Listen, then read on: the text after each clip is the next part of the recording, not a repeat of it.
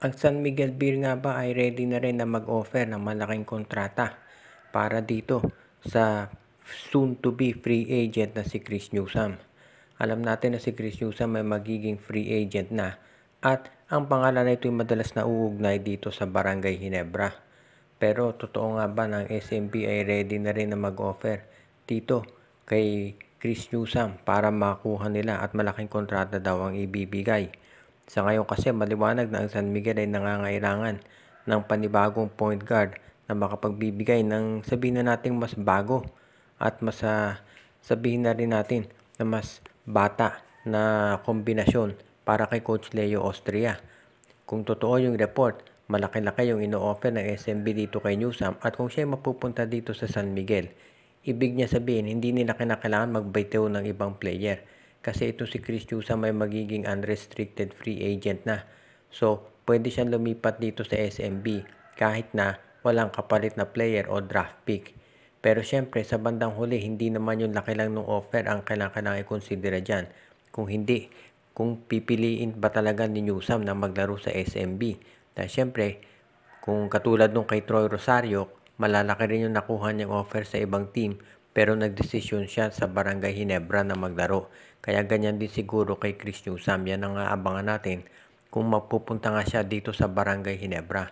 Kung sakali na mapunta itong si Chris Newsome dito sa SMB, malaking bagay yan para kay Coach Leo Austria dahil masosolve na yung problema nila pagdating dito sa scoring. Alam naman natin na yan ang problema dito sa point guard nila ngayon, particular na itong si Chris Ross. Kaya kung si Chris Newsome mapupunta sa San Miguel, magiging ideal yan. Nakapartner na itong si Wami Tiongson dahil pareho sila na merong scoring at makatutulong dito kay Junmar. Mukhang itong Barangay Ginebra ay merong malaking trade na ginawa na panggugulat dito sa Northport Batangpier. Alam na natin na tinambakan ng Barangay Ginebra dito sa Game 1 itong Northport at ngayon dito sa balitang trade na gagawin ng Barangay Ginebra baka ladong magulantang itong Batangpier.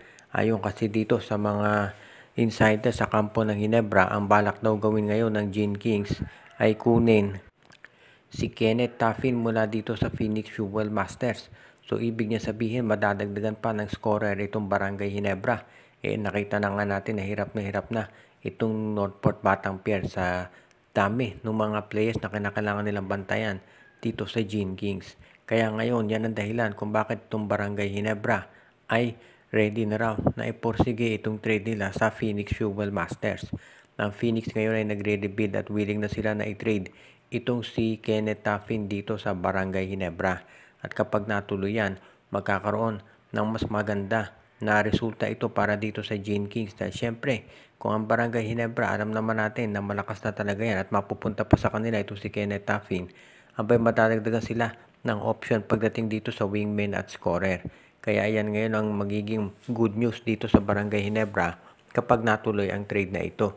Dahil ito si Taffy na hindi masyadong ginagamit ng Phoenix Fuel Masters, madali ang makukuha ng Ginebra at hindi nila kinakailangan magbigay ng starter dyan. Kahit na si Jason David lang ang ibigay nilang kapalit plus second round pick ay pupwede na. Pero dahil sa husay ng paglalaro nito si Taffy, sigurado makatutulong yan dito kay Coach Tim Cone.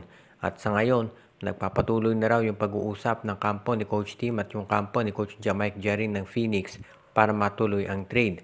Dahil alam naman natin ang Ginebra, naghahanap yan ng additional players para mas maging malalim yung bench na gagamitin ni Coach Tim Cone. Ang Converge HyperXS ngayon, ang balita ay naghahanap ng mga additional players na maidadagdag dito sa kanilang roster. Alam na natin yung nagiging revamp dito sa coaching staff nila. Dahil dito sa namimintong pagpasok nitong si Coach Delta Pineda, 4 na deputy assistant coaches na nga ang natanggal dito sa Converge. At ayon dito sa mga insiders na susunod naman dyan ay may mga players na matitrade. At naghahanap daw ang Converge ng mga mas bata na makukuhang players at yung mga scorers para makatulong dito sa kanilang starting 5. Ang posible doon sa mga matrade dyan ay ito si Jeyo Ambohot. Makadaling na yan dito sa Magnolia Chicken Templados kapalit ni Calvin Abueva. At parang ganyan daw ang balak ngayon nitong Converge HyperXS. Matuloy na yung Calvin Abueva for Jeyo Ambohot na trade. At ito rin daw ang mukhang binabalak ng Converge ngayon ay makipag-trade din sa ibang koponan Katulad nitong Phoenix Football Masters, na gusto rin daw ng Converge makuha naman itong si Jason Perkins. Kaya medyo mabigat itong mga plano ng incoming coach ng Converge. Kaya wag na tayong magtaka kung magkaroon ng mga sunod-sunod na announcement ang Converge pagdating dito sa mga trades na kanilang gagawin.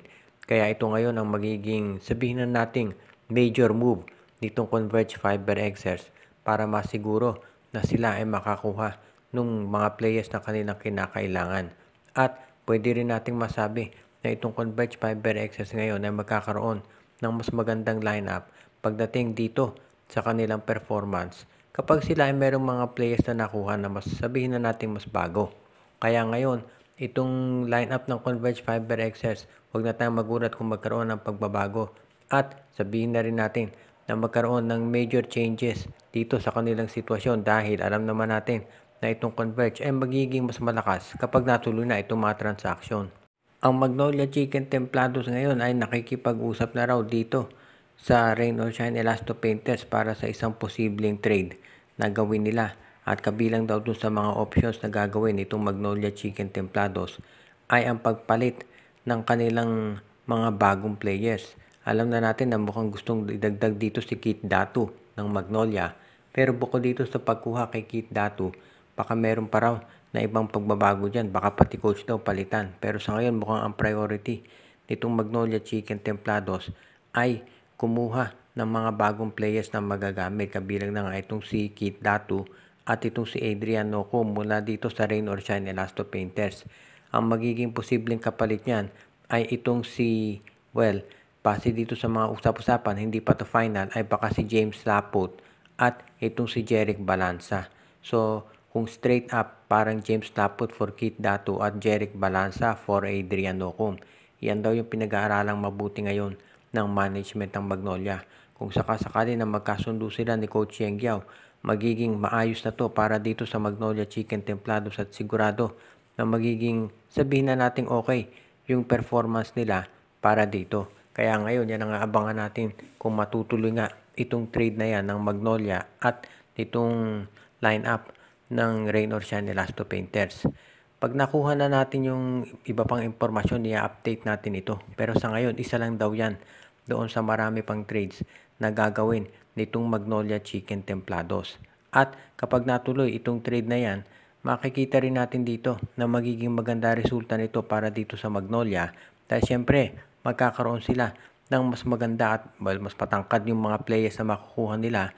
At kung scoring naman pag-uusapan, mas dependable itong si Noco kaysa dito kay Jeric Balanza.